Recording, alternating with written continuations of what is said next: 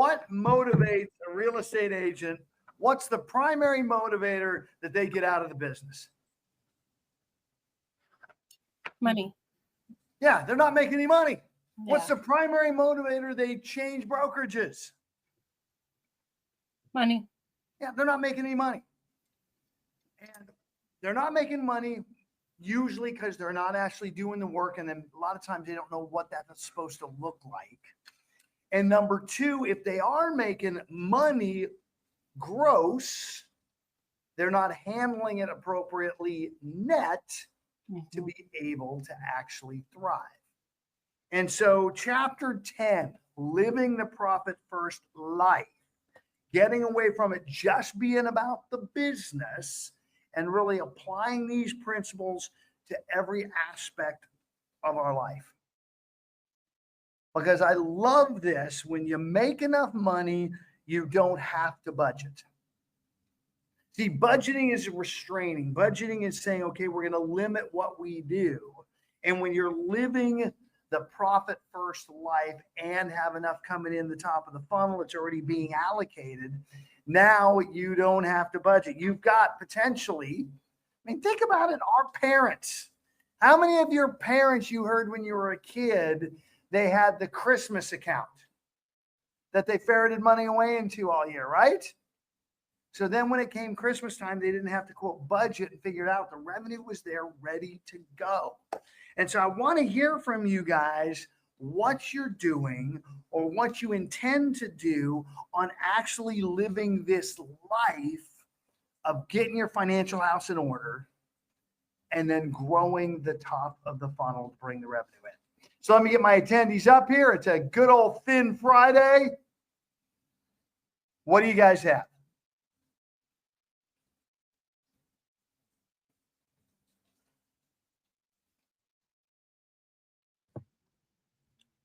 Can you rephrase that question again? Of course, Celeste.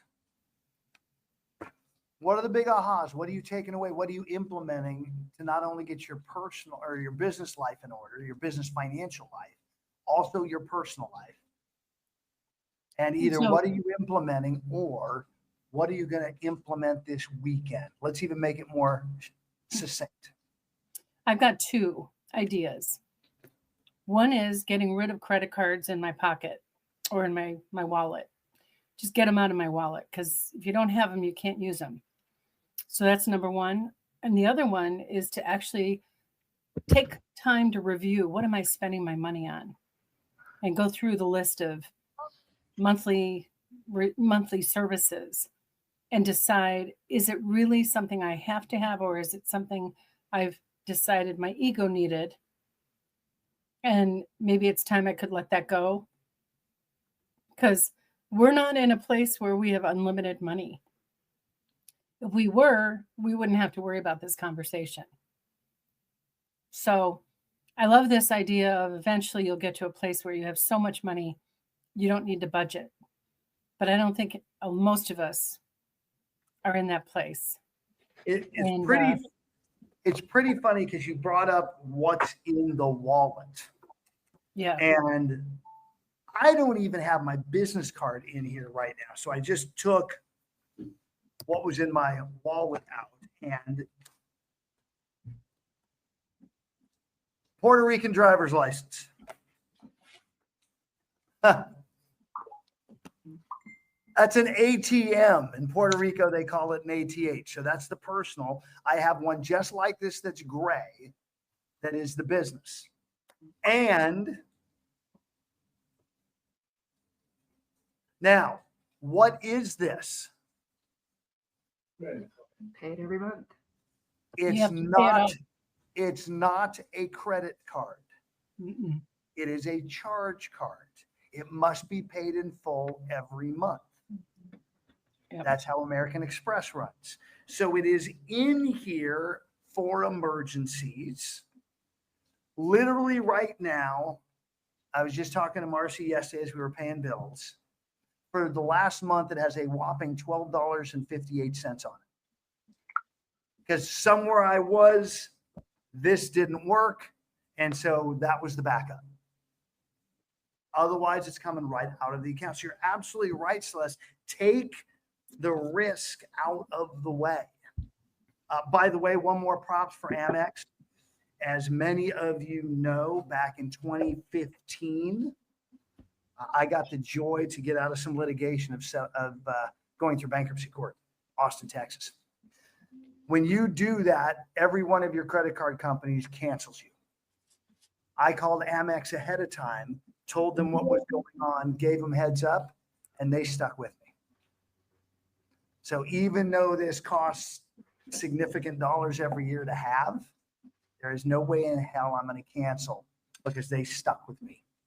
So just another nugget. When the world says this is what's going to happen, my bankruptcy attorney said, hey, this is what's going to happen. Everybody's going to cancel. Now, you never settle for a no when a yes is still possible. In fact, you might want to write that down for your conversations and everything else. Never settle for a no when a yes is still possible. Now, Ann, I saw your mic hot. What do you got? Yeah, well, I've got my two debit cards that came from Bank Like Mike. So I've got my account ready to go. I've got all my money compiled into my old account where all my debits expired. So this weekend is all about taking my list of things and getting them put into there. So I'm excited about that. Celeste, I'm not as brave as you. I'm not going to go look at the past, but I do daily have thoughts pop in as we're reading through this where I'm like, yeah, I wouldn't have spent that money. Like, I'm pretty sure there's not money in that allotted account for that item, and I would have survived without it. And you called it ego. You said my ego, right? I also think it's our optimism. Like, I think that we are optimistically financial, right? But we're not necessarily living within our reality at this moment. So I want to move that optimism forward rather than into today. Like, I want that optimism to be about my profit that I'll have moving forward into this year. And I also think it's also lazy, right? Like, a lot of the things I sign up for, I'm like, oh, well, that's going to make so I don't have to work so hard on this, where if I would have just done the darn work, it probably would have made me more money. So yeah, every single real estate agent out there that's buying Zillow leads or any other lead source is just being lazy. Because heck, right in your phone with the people that are in your contacts, there is a wealth of real estate transactions. I mean, let's say you have 500 people in your phone, and most of you have more. How often do people move? Once every 7. I hear 6, I hear 5. Let's make it 10. People move once every 10 years. You have 500 people in your phone, which I bet most of you have a lot more than that. How many moves happened in the last 12 months right here? With mathematical certainty, it was 50 if it's once every 10 years. By the way, if it's once every 5 years in your world, then it's actually 100. And you're not mining this. These people were important enough to you that you saved their name and number. And you're not putting these on a regular rotation of conversation to fill the top of the funnel. The other thing I just have to celebrate with Ann, she's implementing and setting up the accounts so she now, as she says, will have reality in the moment. I love that you're being optimistic about what the future holds, how big your life is going to be, and we want that. And we build our financial plan based on what it looks like right now. All right. So, Jeanette, are you there? I am here. You are next up. What do you got, my dear? Okay. All right. Experience, having done the debt-free, got rid of all of our debit cards, or all of our credit cards. I haven't found there's 2 ways it came back to bite me, literally, in the fact that I got rid of them completely. Number one, when And because of the way the world is designed, it's a debt score. It's not a credit score. It's how well do you manage debt? And when we went out of country, we haven't found anybody who will use a debit card to rent a car. And if you're in another country, you need American Express or whatever it is you need. I'm just going to tell you, Dave says he does it all the time. He doesn't bother to tell us how, at least I haven't heard it. And we could not rent the car we needed. We had to get somebody to sign for us, and they finally accepted it. So I'm just going to let you know. So it may or may not apply to hotel rooms. And also, when we bought our house, they would not use me because all the credit cards that I had been the ones that we just stopped using. So I had no credit score at all. And there are not enough lenders anymore who know how to work the system to use that. So we use credit quick differently question than for we you, used to. Jeanette, because this Yes. is an important note for everybody here. Mm-hmm. Did you stop using them or did you close the accounts? I don't know. I think we stopped using them, and then they ended up closing the accounts. There was no use on them. The accounts got closed. If the account gets closed, then it doesn't count on your report. So I'll give you a great example. You wind up getting a car loan. Man, a year in, your credit score is going up because you manage debt well. You pay off the car loan, Mm-hmm. and then it goes away, and all of a sudden your credit score drops. That's the you point. don't have that account on there anymore. I had no credit score. He couldn't use me. So I opened up you had a all 300. closed No. accounts. Yeah. That's what happened. So, by the way, guys, do I have credit card accounts? Yeah. Are they sitting in a file cabinet, not in the wallet? Yeah, that's different.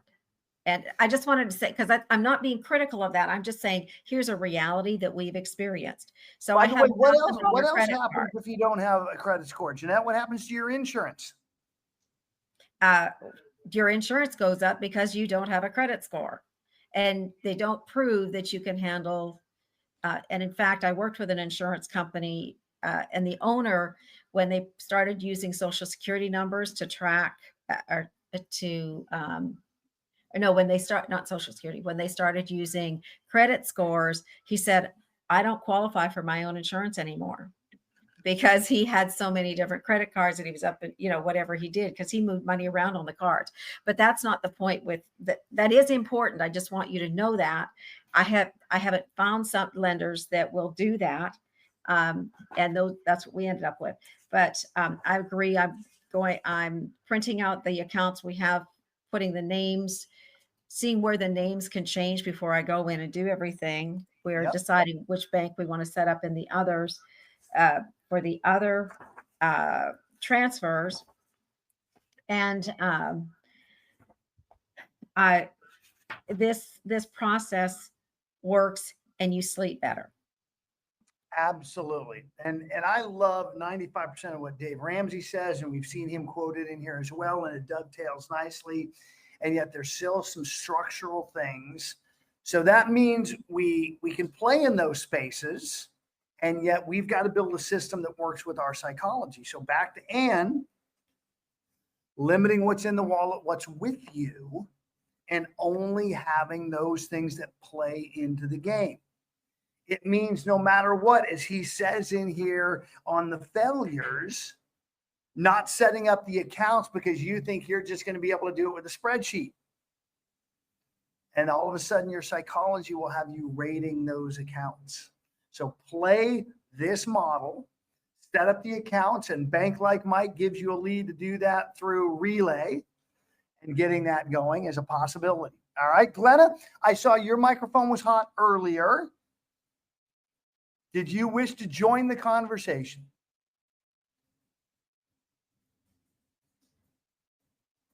So who else?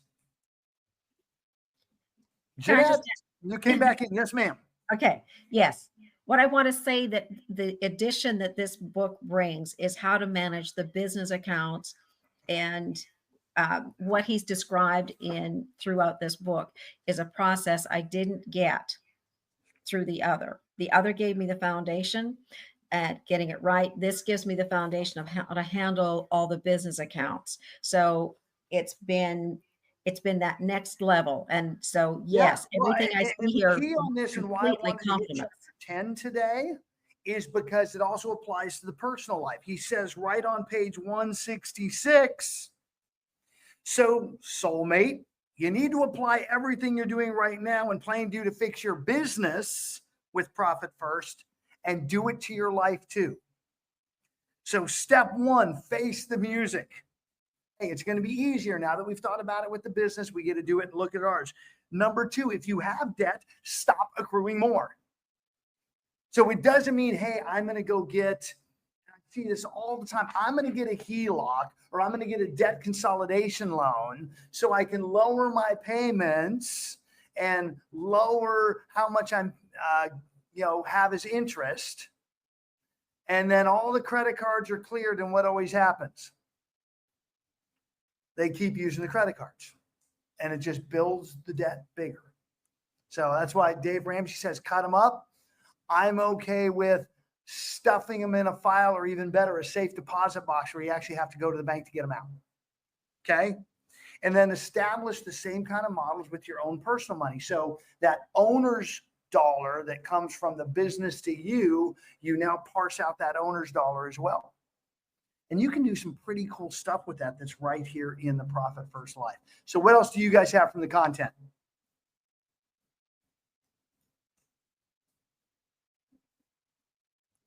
I just want to say this works, and we have put it into place. I mean, a lot of you've already heard me say it several times, but when we're using this, it works.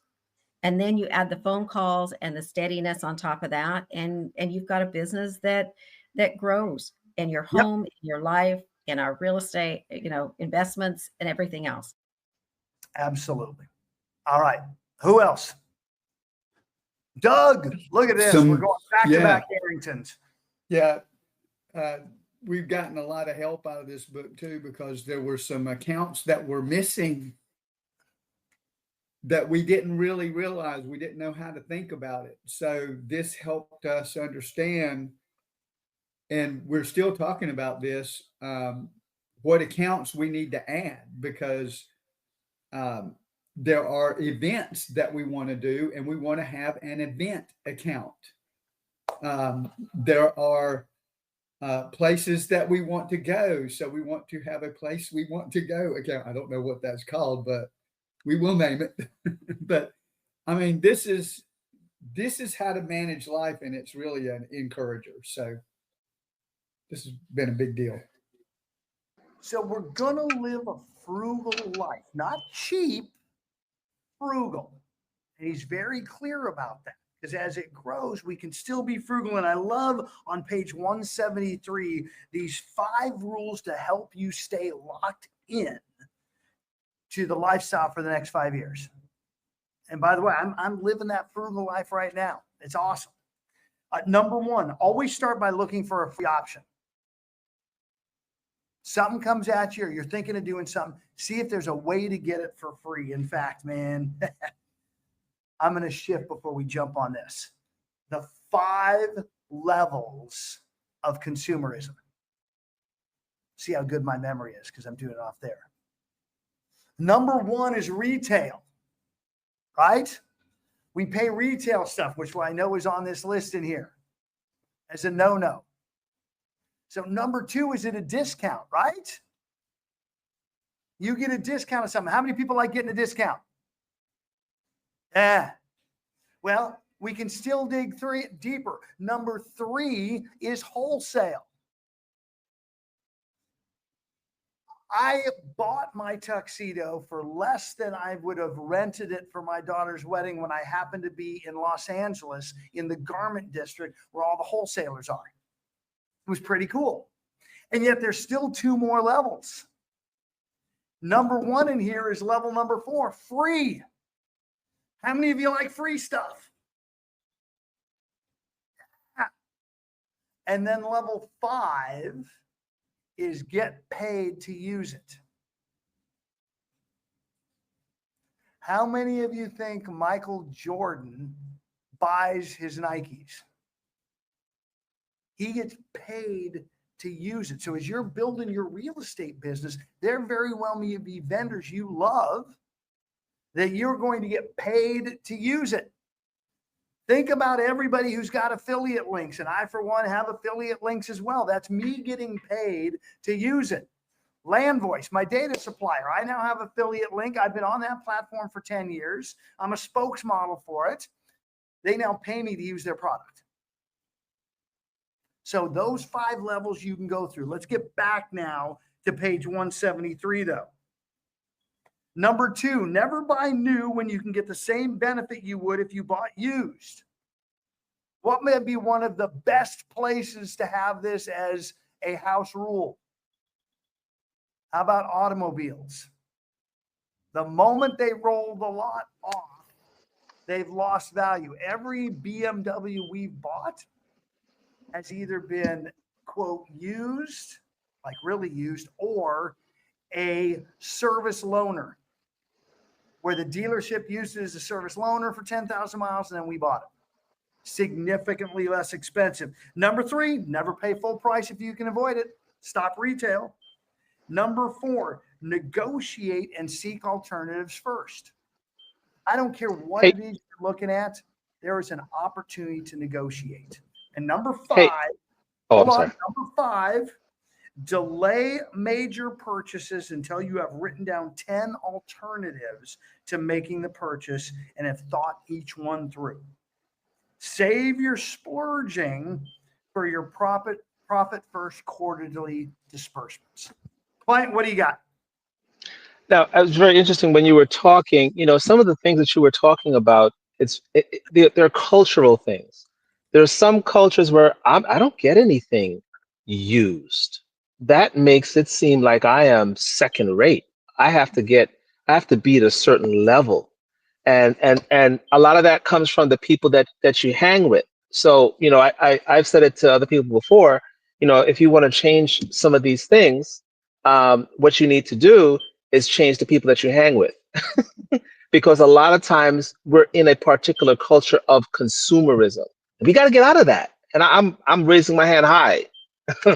So think about this attitude of having buy new.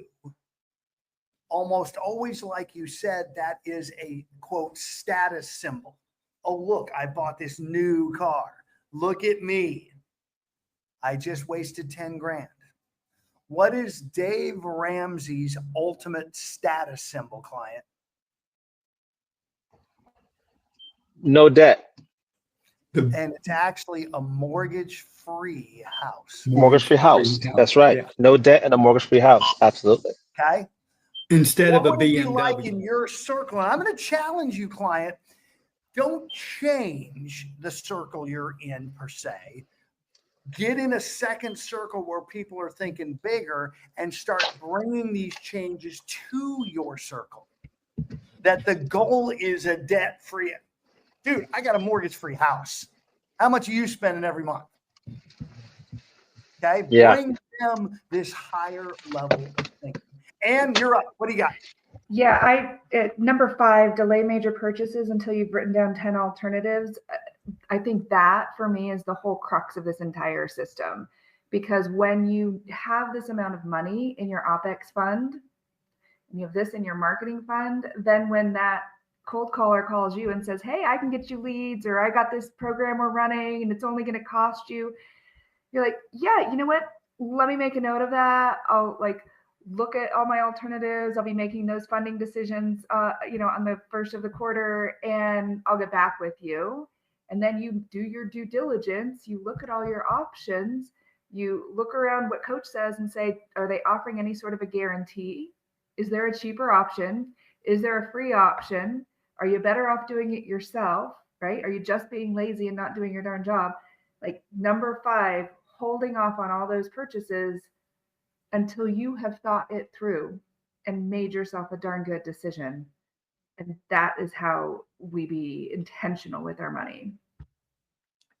And the profit first way to think it through is writing out 10 alternatives for any major purchase. Have we really thought it through? Do we look at 10 alternatives? And if none of those are, I guarantee you, every single person who calls you as a real estate agent to sell you the next magic pill of leads or lead systems is not going to hold up if you get 10 alternatives out there. Now, I will tell you there is an absolute difference between leads and marketing. And on the marketing side, I would look for someone who is not going to make a penny off the marketing until you do. That's why anybody who calls me with marketing, as you said, Ann, I say, okay, great. What's your written guarantee? What do you mean? Well, what is your guaranteed return on investment? If I'm going to give you money to set up this marketing and then pay a marketing budget to have it run, what's your guarantee over here on what your expense setup was? Well, we can't guarantee that. Well, then we're not going to play. Okay.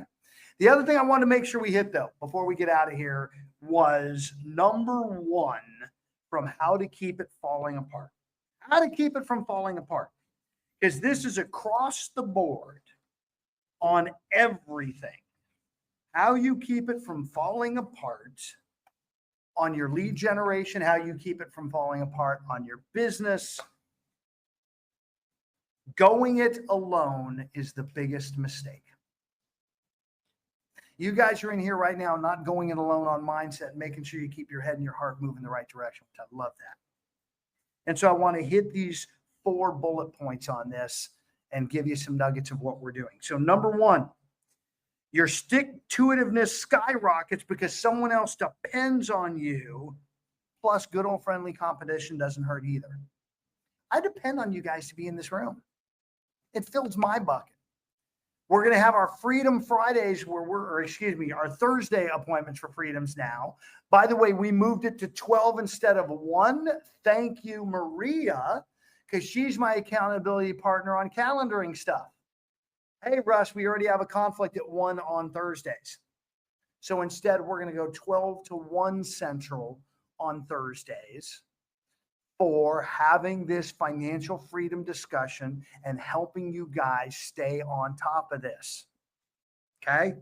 Number 2, when you go through a painful process with others, the pain is diminished. This is going to be uncomfortable. It's going to be different.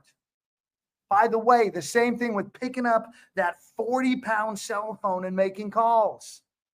Carrie has been awesome. This has been a struggle for her. Carrie's been showing up 2 o'clock Central and having conversations every day. Even if she's by herself, I'll get a text. I'm the only one. She's still doing it. And as we're in there with her, it's helping her do it at a high level. Number 3, the action of enforcing a plan or system with someone else ensures that you're likely to do your part.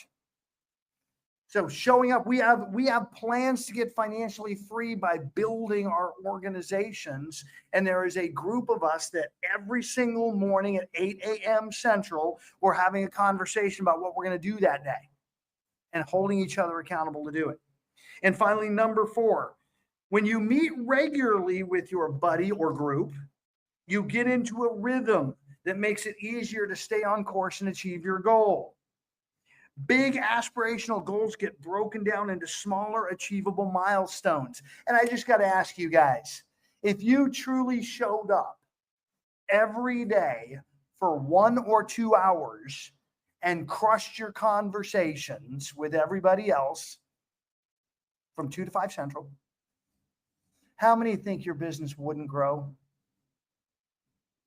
So let's get after it. So guys, it is Friday.